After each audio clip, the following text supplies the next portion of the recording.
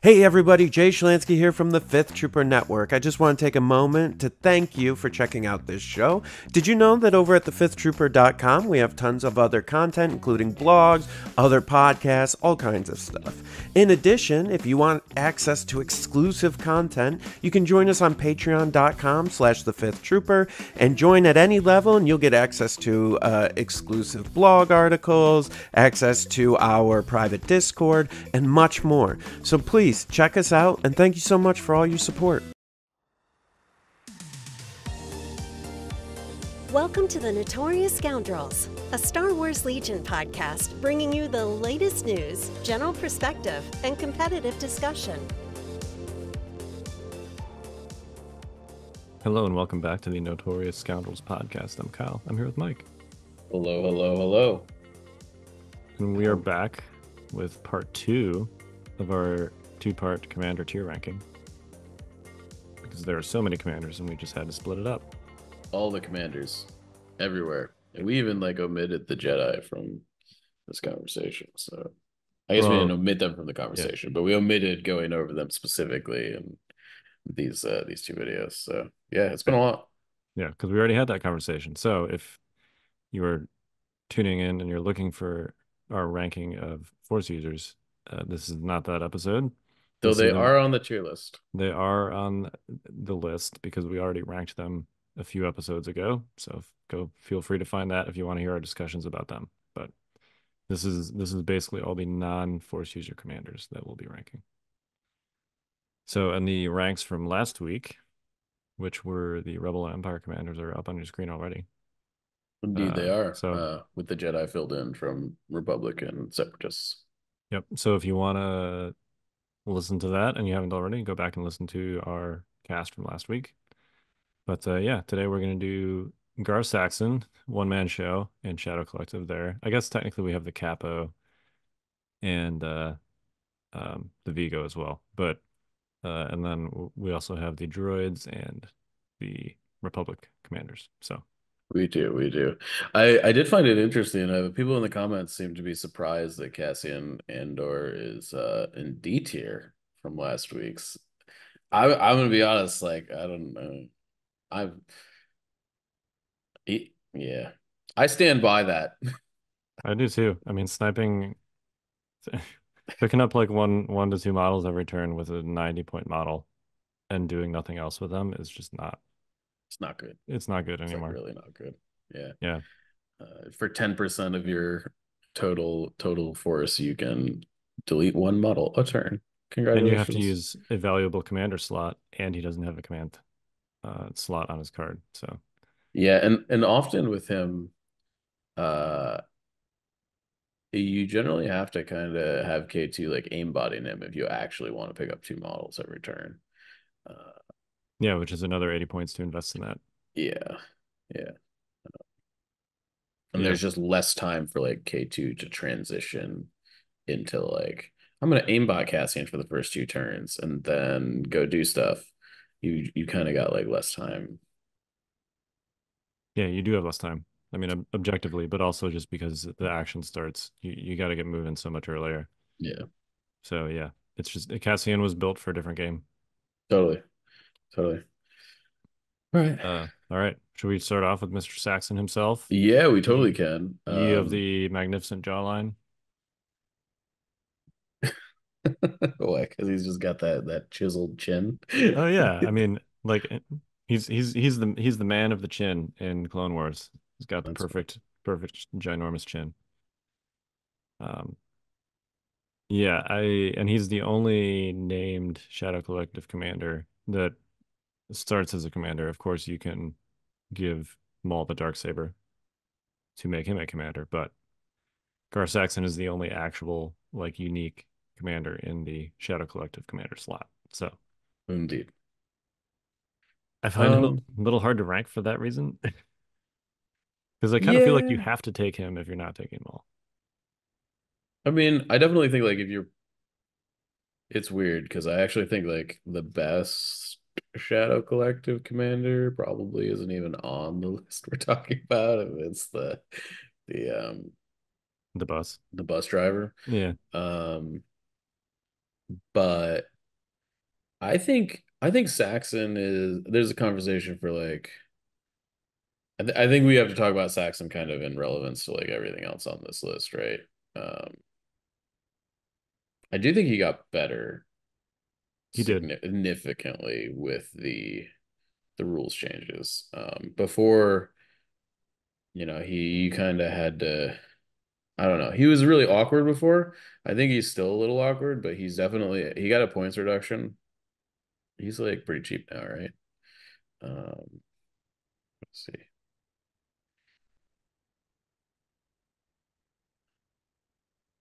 He's 95. And I think some of his guns came down too, right? Maybe not. No, they look the same, but Yeah. it's still 10 points.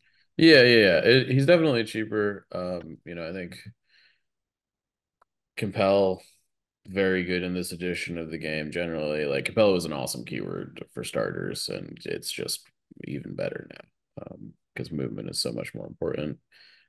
Sharpshooter 1 is essentially Sharpshooter 2.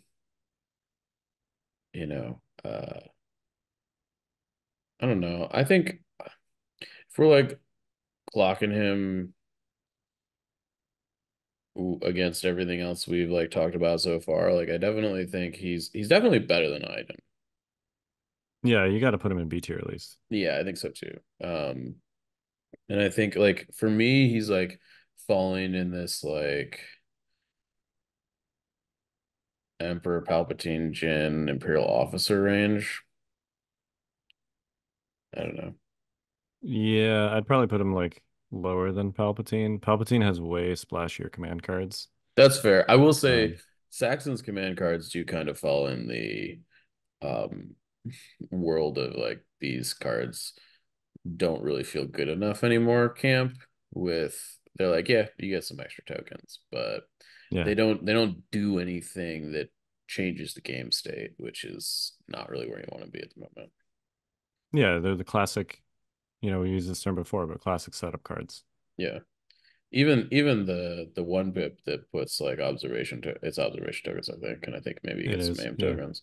yeah, It's just like it's fine, but it doesn't really make you kill much more, or like, it's just kind of like, yeah, I'm gonna definitely like hit here, but you're not getting like a second attack or anything crazy like that. So it's kind of, I don't know, leave something wanting, I think. yeah. All Um, right. all right, Yeah, we'll stick him up in B tier. I guess I think probably behind the officer. I think the officer's probably a little better. yeah, Um, cool. Why don't we talk about the other two Shadow Collective commanders, as long as we're like in Shadow Collective world? yep. Black Sun Vigo. Cheap is the primary benefit there. Free tokens for your Black Sun, also good. Um, Yeah. I don't know that I'd say he's quite as good as, I mean, clearly the Shadow Collective generics did not get the same treatment as the other factions generics with them getting Exemplar and all that. Aid is not quite as good as Exemplar, but it's definitely better than Spotter and Take Cover. So, it was already kind of better than those other generics were before they got Exemplar, and now they're just not quite as good. So, yeah, I'd put both the Capo and the Vigo, honestly, probably behind the other generics, but still useful enough to be like B tier. So I think I agree with the Vigo. I actually think that I Well, think Pikes get shredded by Commandos like yeah, really yeah. hard. I mean, because like fundamentally, you kind of have to take these guys with their corresponding core units, right? Yeah, Like you're not taking these guys on their own. So, I definitely think, yeah, I think the Black Sun Vigo definitely is B, but I think Pikes are bad enough at the moment that like I'm willing to put the Capo in C tier and possibly like at the bottom of it. I think Um, that's fair. I mean, Pikes are just not great. I mean, they're just like I don't know how you could ever take a unit of pikes in a world where, there's just 12 clone commandos running around in most people's lists. I think it was funny. I read Evan's article he put out. I think it was today or yesterday, the day we're recording, The, and um like the latest tournament I think over in Europe was in Poland, yeah. 48% Republic or something silly. Um, Uh, yeah. But you know what? Let's talk about that. okay. Let's finish ranking the capo and then let's talk about that because that was actually interesting. Okay. Yeah, the Kappa's going to the bottom of C tier because cloak command is make pikes obsolete. Um, they literally take that unit out of the game. Do you want me to just like pull that article up, or how do you wanna move forward on that front, Kyle? Sure. I mean, I would encourage people to just check out our blog, generally speaking. Obviously, you can find this article there and many other articles. This one was about the Warsaw top eight. This tournament has 75 players. I guess this was the first tournament in Poland with Legion 2.6. So I think what you're thinking of is he didn't actually just look at this tournament. There was also some kind of stats about all of the GTs so far generally and how things have Oh, been going. And there were 48 Republic players in the top eight across oh, those these tournaments. I see. This was yeah. I will say that I tend to the way I read articles nowadays is just kind of like skipping from place to place and not reading them Yeah, wholesale. yeah, yeah. So um yeah, no, I think you're right about that. Yeah, so the short version is Republic is not only real good, but maybe even better than like we're not overhyping it. Uh, nine of the I don't know if this is in the article, but this is a stat that I saw over the weekend as well. There have been 13 grand tournaments. Republic has won nine of them. And this is the top eight from those tournaments. Republic has been featured 48 times in the top eight of those tournaments, which is more than half Yeah, of, yeah. So it wasn't 48%, it was 48 times. I yeah, definitely like obviously this pie chart is like this is more than half, but I looked at this and I was like, ah, that's obviously a percentage. yeah. Right? And it's more than triple the next highest one. That was, making top eight appearances. So, and Shadow Collective, no top eight appearances so far in Legion 2.6. Yeah, I mean, at the end of the day, it's more than half. It's more than everything else combined. Right? Yes. That's uh I'm not Yeah. sure we've ever had that before. Yeah. And when there's so many guard players and because of how good those lists are, you're basically guaranteed to have to face them if you want to finish well. Bringing pikes just not really a thing you can do. No, no. Um, Worth noting that I think the winner of this event was basically playing Austin's list from I think Crucible or a Yeah, it's the similar list four to it. it's the four sniper, the eight arcs with four snipers list, basically. Yeah, Yeah, it's real good. real good. All right. Yeah, check out that article if you want to see the rest of the top eight. There were some rebels in there. There But was Mad Bull, who I got to play at Worlds, I think 2 years ago. Um, was playing a fun rebel list. So yeah. um, you know, with Cassian in it, notably. And so maybe he's not as bad as we think, eh? Yeah, I guess. I don't know. He's got offensive push on him, so that suggests to me that he's probably running like like Aggro pistol Cassian. Yeah. Cassian. Yeah.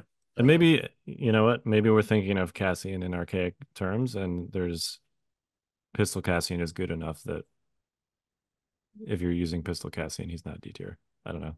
maybe. Yeah, I guess I'll have to try that and just eschew the sniper config. Yeah, this is the first time I've seen the new detachment rules being used to take K2 as a fifth rebel hero, I That's think. fair. Yeah. Definitely a thing you can do. Yep. Din Djarin making an appearance there, and Grogu. With Grogu and the spear. Notably, hand thing gets a little better when you're only playing 5 command cards. Um, Yeah, and Grogu's asset token thing is a lot less of a liability when you're scoring so many more victory points. Well, and I also think they changed the way it works. I think your opponent has to have a bounty hunter in order for it to even. Oh, really? Yes, I'm Okay. pretty sure like the only way, like in if your opponent doesn't have a bounty hunter, it's not a liability at all. No, it literally just doesn't do anything. Yeah, I believe. Okay. I would have to double check that, so don't rip me apart in the comments if that's not true. But I'm pretty sure that's how it works now. Yeah. That would certainly be on theme. Yes. Yeah, yeah, yeah.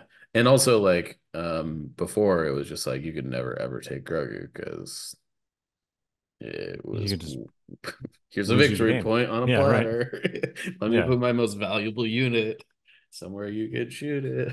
I don't know. Um, yeah. And when you're only scoring like two, 2 to 4 victory points on the previous objectives, the one victory point is usually the tiebreaker. Yes, absolutely. So, So all right. Well, check out that article if you all want to see the rest of the top 8 that's on our blog. Again, thefifthtrooper.com/blog. So, all right. Should we move on to the Separatist commanders? yeah, we've got the T series tactical droid. Um, which has gained exemplar. Yeah. And I think that's about it. I think its blaster might have gotten a little better. The blaster got slightly better, and he also gained surge to block. So he's now 4 health with surge to block white saves, which is still terrible, just to be Yeah, clear. yeah. He's about it. It's just slightly less terrible. It's like one of those things where now if your T series tactical droid gets shot by a clone commando squad, they at least maybe have a chance of surviving the shot. Yeah. I think it's I more don't know. relevant whereas it's like previously if you got shot by a unit that was really not designed to be shooting things, like a naked core unit, Yep. right? There was a reasonable chance that they could just kill him outright. Yeah, yes. Now, Yeah. now that chance is quite a bit lower. If he gets targeted by any like actual unit that you've built to be shooting things, he's still gonna just die. He's still, yeah, Yeah, instantly. but Uh, he's less vulnerable to the incidental. Oh, this unit is here to claim objectives, and it can get a shot on the T series. Oh, your T series is dead. um, So yeah, but yeah, exemplar, massive. I mean, huge. he Um, got a little bit of a cost increase, but I, I mean, this guy's A tier. yeah, no, definitely the best, best generic, right? As Yeah, far, and of course, all the generics got exemplar, but what really sets him apart was his existing skill set. I mean, direct is amazing. less good Blitzkrieg, now, but yeah, it's definitely less good, but I think now you can reasonably build most droid lists around aggressive tactics. yeah, and Yeah. the fact that you now have exemplar on the T series to just like throw a surge token down on the T series, and then like the T series can bolster themselves and have another like exemplar surge token. All of a sudden, we're in a world where you know your B1s and B2s are like surging a lot of the time, Yes. which Yeah, is the whole thing just works really well with the rest of what the list is trying to do. So yeah, you got to put him in A tier, I think. yeah. Bottom of A tier probably. I might put him between Wicket and Dooku. That's fair. That's fair. Sorry, Wicket, you're great, but Yeah. T series is a little more integral to what the faction wants to be doing, I think. yeah, Wicket's just like you're cheap and do some things. Yeah. Yeah, for sure. Okay, we've got our super chat droid chain. Do we want to talk about all of these separately? Do you want to talk about them as Well, let's a talk about what makes them different from each other. Let's talk about them generally as a group, and then we can talk about what makes them different from each other, and then just rank all 3 of them at once. How's that? sure, sure. Um, so I think of note, like their command cards are still pretty good. in contrast to like the other command cards for like the generics are generally still not being taken in this edition. Yeah, I think among the support commanders, they have, other than like Han, who does have very splashy command cards but Han's not a pure support commander either. No, no, These no. guys probably have the best command cards of the pure support commanders, and it's not particularly close. I mean, if we go over their effects real quick, 3-pip reinforcements changed to basically make it so that you just get a free move at the end of turn one, Which is which really good. I mean, it's less good than I thought it would be. I th Um, I think it's like pretty good to be like, all right, my BX is Scout 3. They then move, they shoot, and then they take a step back. yeah, I found it good for like peekaboo type stuff like that, Yeah, where, if you're going, the problem is that it doesn't happen on that unit's turn. You have to wait till the end of the turn for it to happen. And that timing can be a little awkward sometimes. it totally can. Basically, what I found is, scout moves are good for getting a unit into a good position, doing a thing, and then they can spend their second move action on their same turn, getting, where they want to go and potentially into a safe position. For reinforcements to work properly, the unit that you're using it on has to end its turn already in a safe position. Otherwise, it's going to get shot, right? And that's because this happens at the end of the turn, so you can't rely on it to like, hide a unit. And then they have to be moving from that safe position to another safe position, and ideally, because at the beginning of the next turn, you're going to need to do something else, and you don't want to hopefully start another turn with an important unit in an exposed position. So I just kind of found like the situations where you're moving from like one not exposed position to another not exposed position at the end of the turn, and those two areas were speed one apart to be kind of like nuanced and more narrow than I thought. Yeah, to me, I think you're only using this card if you're doing like peekaboo shenanigans with like the last unit that goes, or you're It's like, definitely good for that. I have three Magna Guard and I would just like them to be closer to you. You Yeah, know, but like it's easy to kind of read reinforcements as like, oh, free speed one move on the first turn, but it's really a lot more restrictive than that because you have to wait till the end of the turn to use it. yeah. I want to know like a lot of their like rules changes were like super thematic. This one seems very arbitrary. Reinforcements. Like, what about a free speed one move at the end of the turn? Is I don't know. I think we've discovered with advanced intel being able to hold units until the end of turn one is super powerful. So maybe they just thought it was too good. Yeah, no, no, Um, no. I mean, like, obviously, the previous iteration of reinforcements was way too good. yeah. I just like, I don't Oh, the new version of it. Like, how does that like what convey reinforcements? reinforcement. I Yeah, don't that's what know. I'm saying. Like, I don't know. I have no idea how this is like conveying the idea of being a reinforcement to me at all. I think they like hit the rest of their stuff like pretty on the Yeah. head with a lot of the rules changes being like more thematic. This one just seems that like I don't know. Maybe if somebody's got a good explanation for how that works, I'd love to hear it. Yeah. It's right. Yeah, I don't know. But the nice thing about the 3-pip, I will say, is that it's basically free because it's one of those rare divulge cards where you get the effect for divulging it, but then you're not obligated to play it on the first turn or at all, ever. Yeah. Um, so you divulge it and you get the effect, and then like you don't have to waste one of your 5 command card plays to actually get the effect. So it You do lose the recover version portion of the text if you do that. you do, but that's also a lot less It's way useful. less relevant now, Yeah. I think, for sure. I mean, that was super good for like recovering BX shields in particular. Uh, but I mean, with the cost increase to the BX sniper and the shields, that's a lot less useful than it used to be. So, Absolutely. I definitely think, yeah, for sure. yep. And obviously the 2-pip disengage is a great soft counter to force users, and then the 1-pip is just a really good card overall. Yeah. It's kind of the perfect like it's ambush plus, right? In a way that is really useful because you can potentially force your opponent to go with a unit they don't want to go with.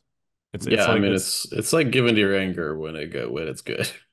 yeah, it's definitely less flexible than given to your anger because it specifically does not work on operatives or commanders. Yes. And your opponent, like if your opponent plays a card where they throw a bunch of orders out, then they have to kick one back and they still have orders on the things that they want orders on anyway. So it's not, giving you your aggro is literally like there's nothing you can do. I'm gonna make you go with this one specific unit first. And this is not quite that good, but you're paying 180 points for Palpatine. This guy only costs 80.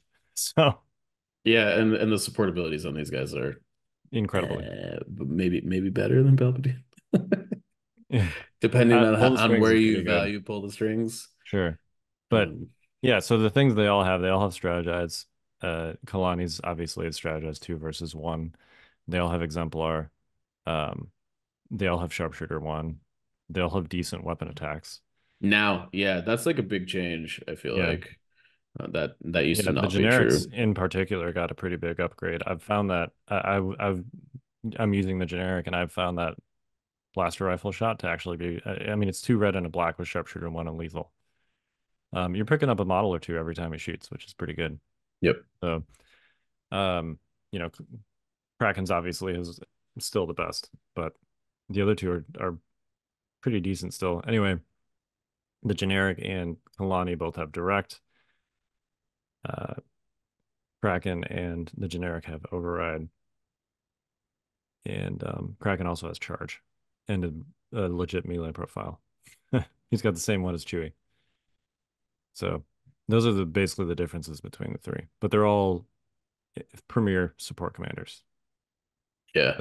Do you feel like any of these are really a standout to you? You definitely played more of them than I have so far.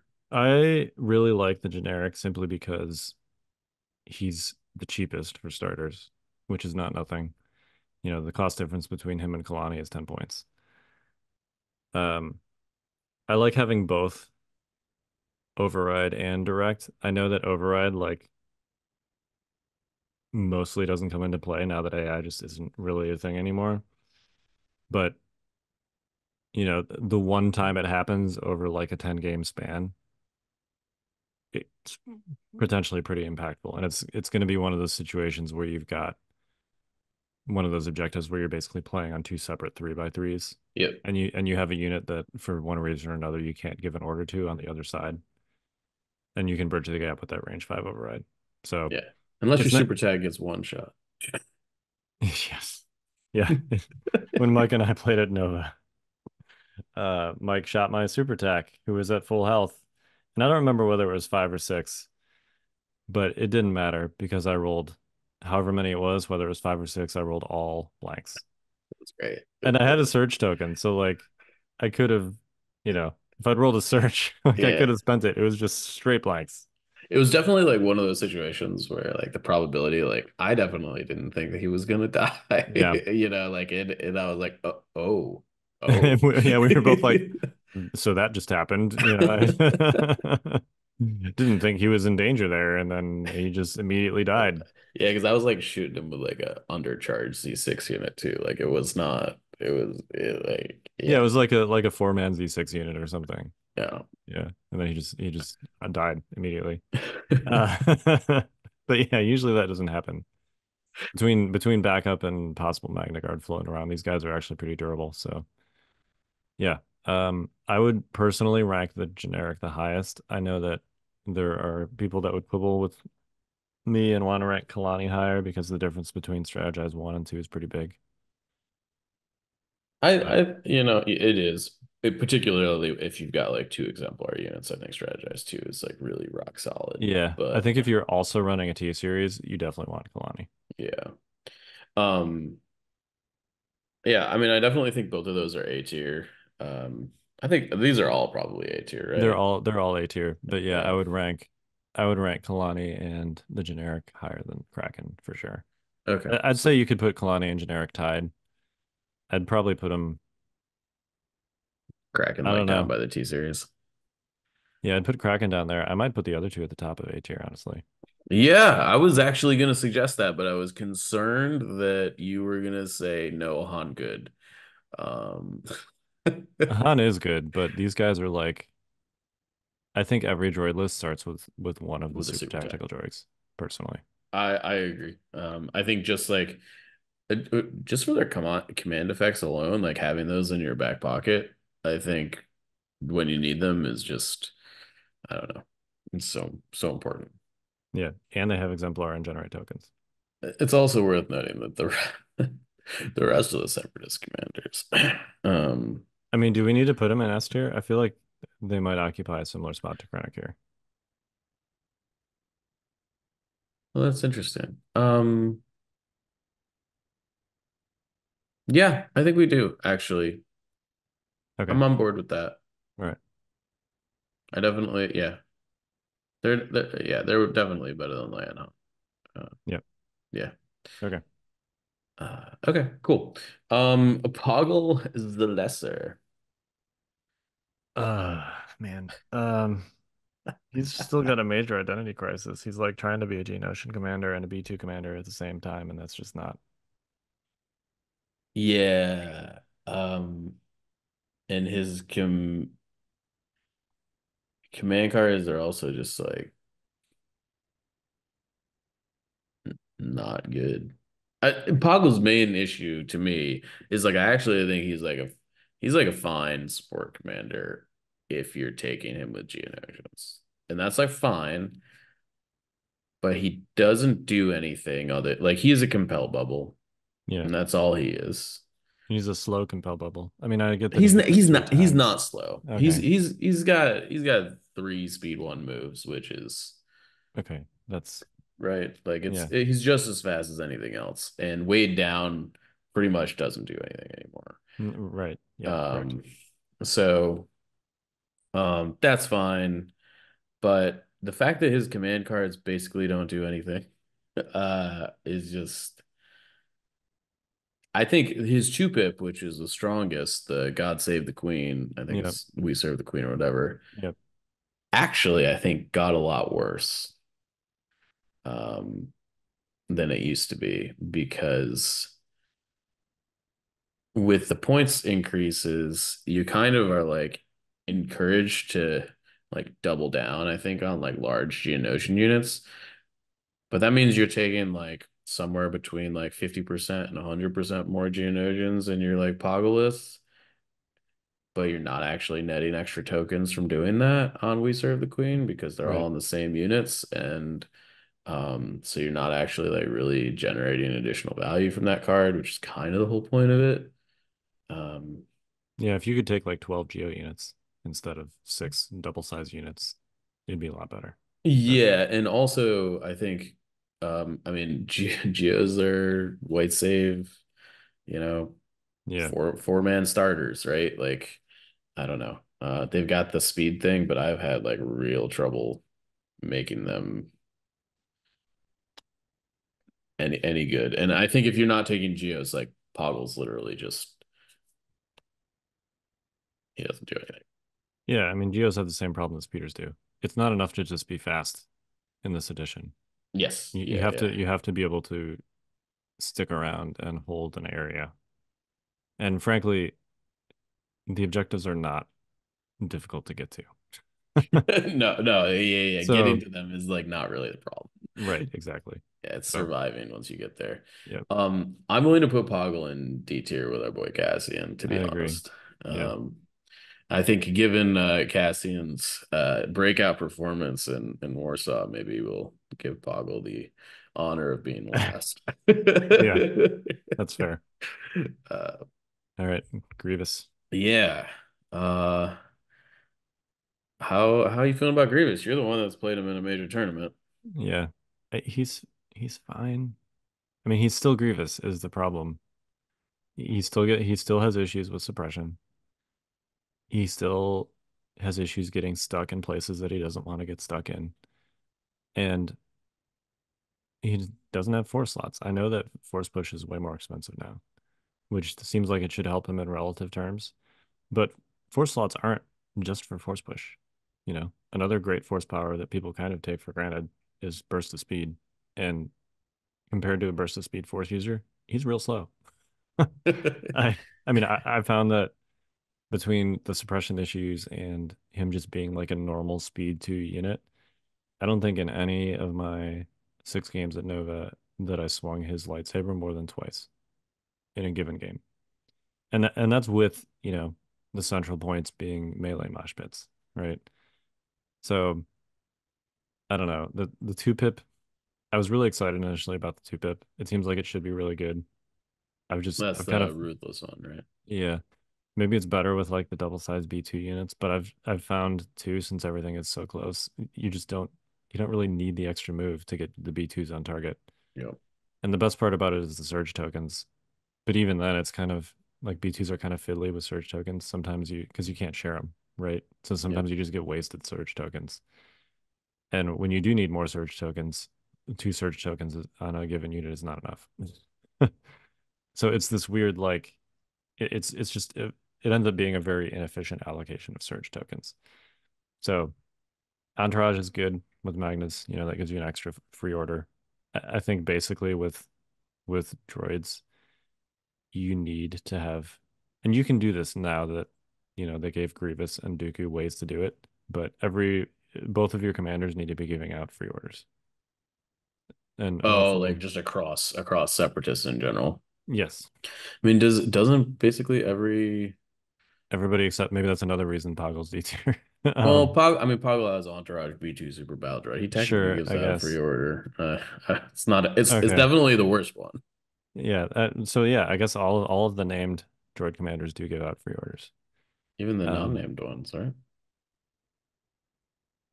yeah, just because the T series is the only non-named one. So I guess Well, it's unavoidable. Or Kraken Kraken doesn't doesn't. have AI, Yeah. right? Or direct. Yeah. Correct. So everybody except Kraken. Yeah, I think you need to be getting two face ups from your commanders with droids. So the fact that he has that now makes it so that you're not like actively sacrificing something to take him in that department, but you still need to take a magnet unit, and then you need to probably have a comms relay on that magnet unit. Uh, so I don't know. He's fine. He's not great. Yeah. I'd put him like top of C tier probably. Sure. I was thinking like somewhere between Iden and Luke is where I was like feeling. Yeah. It's strange. He definitely like he's definitely been buffed, and it feels like he kind of got, I don't know, worse is maybe not the right word, but even less relevant. Yeah, because I think if I'm running B2s, I want double exemplar anyway. Yep. Uh, and then if you're not running B2s, I don't know why you would take Grievous. So Sure. Yeah, that's fair. Um, yeah, okay, that's fine. Cool. Well, that's Separatists. Rebels, Empire, Shadow Collective. We're all done here, right? yeah, we still got Republic. I think we can go through these pretty quickly though. Yeah, for sure. I I mean, guess all the let's best Republic commanders have already been ranked. So yeah. I mean, sure. I guess we went through all the Jedi. yeah, that's what I Um, mean. that's actually interesting. I'm not. Well, let's talk about it. Clone Captain Rex. Um, I mean, Rex is super good. Scouting party is real good. I was gonna say, like, I actually think that he's definitely better than Kenobi, and I think, He might be better than Yoda. yeah, I definitely Yeah. think he's not S tier for sure, but Scouting Party is like real good in this edition, particularly with like the fact that he's able to give like Bad Batch Scout Yep. is particularly a thing. Um, yeah, no, I definitely think Rex is just solid again. His cost is a little bit less relevant because you've got all this extra points to play with. Yeah, I definitely think he's an A tier. Yeah. I think you could put him top of A tier, honestly. Yeah, I think I agree. All right. Um, unlike Clone Captain Rex, we have Clone Commander Cody, I feel like who I think still is having an identity crisis. about what he is, who he wants to be, and how much he costs. Yeah, sort of similar to Poggle, except that he's better, just in raw terms. Yeah, I mean he's But got a yeah, range 4 sniper rifle, right? right. So, um But I think that's probably still the best thing he offers. His command cards are, eh. his command cards are like vehicles. So I think one place that I am interested to try Cody with is like I do think that like ATRTs are maybe good enough to try out. Like I think once they inevitably nerf Republic, um, the Republic ATRTs are actually kind of interesting now because they are red save armor. Yes, I'm sure. Um, And I think with how well white save or ATRTs have kind of done for me in Rebels, I'm interested to mess with that. And I do think like Cody with a bunch of cheap vehicles, like we haven't tried clones when you can't shoot them at all because they're behind ATRT walking pillars yet. that's correct. We have not tried that. Uh, Yeah, it makes you wonder like how many good clone strategies are just kind of going unused because there is a very clear best clone strategy. Yeah. Like when I start having like arced jetpacks jumping over the ATRT wall to like start I don't know. I'm Or just or or Wookiees running through it. yeah. Yeah, Like, it's right, you don't even need the jetpacks anymore. I forgot. Um yeah. so yeah, I think there's definitely some things that Clone Commander Cody is definitely being held back by the fact that, that the rest of his faction is way really good. Yeah. I'd probably I don't think I would put him lower than top of C tier, personally. Um, that's fair. Just because his attack profile, even though his command cards are garbage, is still very good. Yeah, I was gonna say he's probably like about as good as Gar Saxon. Yeah, that's Uh, fair. Another unit with decent attack profile and pretty bad command cards. yep. Yeah. All Um, right. regular clone commander. Yeah. Commander Chad. Yeah. Uh, He's fine. He's good. he's fine. Yeah. I think kind of I think we had this conversation in regards to like Krennic and like Veers and the Imperial officer. I think the clone commander has like a similar situation that the officer does, and that like most of the time you're taking the clone commander, I think you're just taking Rex. Yeah. It's like don't get me wrong, they definitely do different things, but the clone commander doesn't really do enough differently to warrant not having scouting party. Um, Yeah, I agree. so I think I'm B tier is like fine, like he's fine. Put him next to the Imperial officer. Yeah, Yeah. Same deal. yeah. Um, Wookiee Chieftain. Uh, Okay, so I gotta be honest, guys. I saw in the Warsaw top eight, I think there was another Wookiee there was a Wookiee list. list, but it had Yeah. Chewie. I'm gonna be honest. I really don't get this. Like I really I Why it's Chewie over the Chieftain? no. How Wookiees are making top eights because every game Ah, I've played against them, they just get completely blown off the table, regardless of the range band they're fighting in. And I'm just I don't know. confused. Uh all that to say is the only place you're taking the Wookiee Chieftain is in these Wookiee lists. And I think these Wookiee lists are like not very good. Um, That's fair. I don't have experience personally with Wookiee lists, so I'll defer to you on that. But I just like if you want a good experience of like what it looks to be a Wookiee list to fight like one of these like Republic Arc lists, please watch the YouTube video of Richard Lavery and uh Austin Miller, I think, in the Crucible finals. Because it was like devastating and like honestly uh yeah, I just like I don't know, it's not close. the Wookiees just Um all died. The Wookiees just die. And like they're like the Wookiees are like, we really, really want to get to melee, man. Like we just want to get there and we want to like cut you up. And then they're like, oh wait, the arcs throw way more dice in melee than us. You know, like what are we gonna do?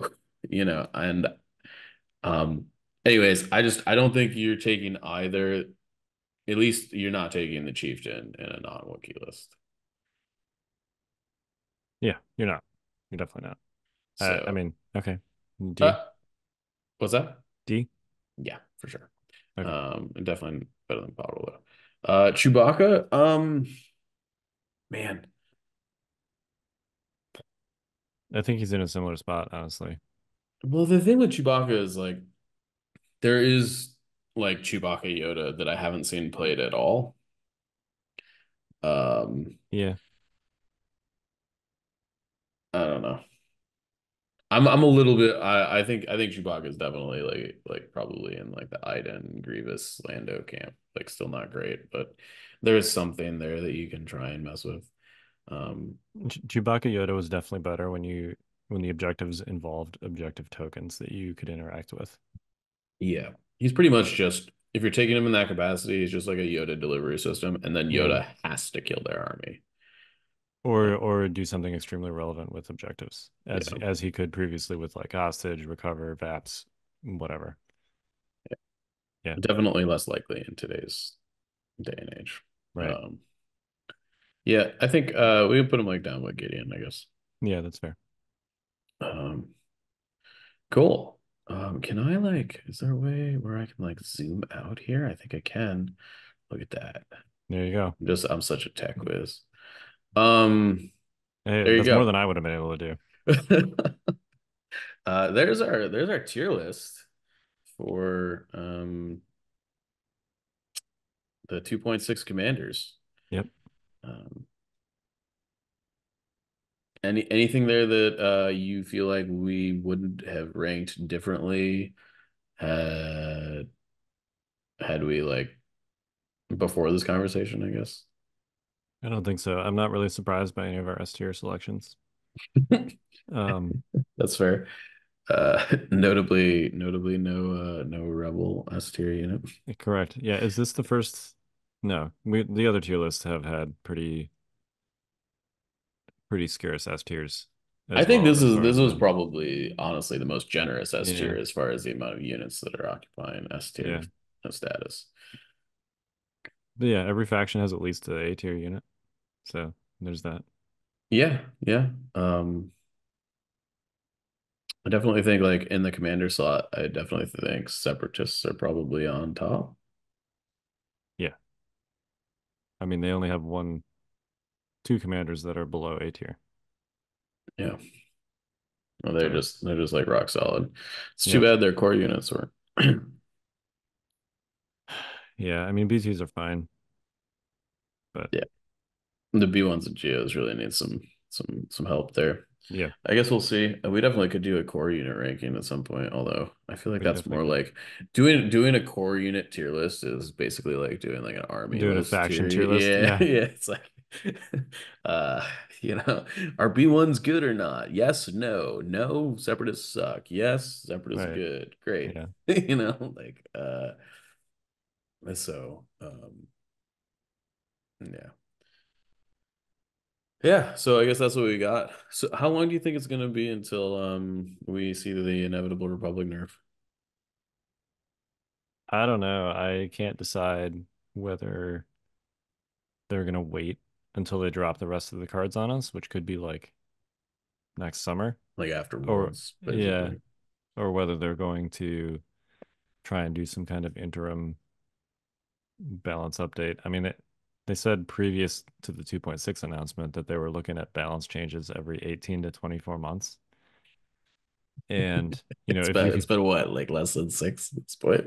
well, if you consider that the release of 2.6 kind of resets that clock, which I think it probably should, because in theory, that should be like a giant balance update. I mean, Uh, I mean, it was a whole new game. right. Yeah. So like any other balance that previously existed has gone completely out the window. So Right. I mean, I think, yeah, it hasn't even been close to that 18 to 24 month timeline. So, let me put it this way. I would be pleasantly surprised if we got some kind of like interim balance update in between now and when they release the rest of the unit cards. So Yeah, I agree. I definitely uh it would be good to see. I think it would be a very a nice like show of like, hey, we're listening, we're looking at the stats, we see what's happening. This is clearly a problem. We're gonna step in and I think make the appropriate adjustments. statistically this is even more skewed than when Rexstar was a thing. I think so too. I think this is the I dare say the best any faction has ever been at any point in this game. I think. Um, it's tough to say because we've had like different data points at different times in the Yeah. game. Like it's like very incongruous things to compare. Um, but I do think that that chart really just says it all. Uh, I don't know. Um, It's certainly the most consistent over an extended period of time with the largest tournament sample size we've had where a faction has just done this well, like every single tournament. I mean, for as much as Rexstar got kind of a bad rap during its heyday was during the pandemic. yeah, there were no real So tournaments. there It were, was all online it pretty was much. all Invader League. And it was Yeah. really only like the span of it might have only been one Invader League that had the standby sharing, and then it was after they removed the standby sharing, it was still really good even without it, and that was like another Invader League, but that was Yeah, it. it was like, oh, we don't need standbys. We'll turn those standbys into extra aim tokens. That's fine Right. too. Yeah. Right. So, but I think that was only 2 seasons of Invader League. The first one was the standby sharing, and the second Yes. one was the aim token dumping. Um, and there were no actual real tournaments over that time period. And that was Rexstar. That was the Rexstar meta that is so notorious in people's minds. And now here we've had 13 grand tournaments, 9 of which have been won by the same faction. I mean, I can't think of a large sample size string of dominance like that in the game's history. I Yeah, mean, even certainly. even Blizzard was only like 30 tournaments in a row, Yeah, I it think. was definitely not as prevalent, and yeah, that's actually wild to think that Rexstar didn't actually win like a real tournament. Real being like a live in-person tournament, but it didn't. I don't think. I think No. it got nerfed based solely on feedback from Invader League. Yes. Um, so yeah, no, crazy, Yep. crazy Anyway, stuff. we'll see. I'm cautiously pessimistic. I definitely think that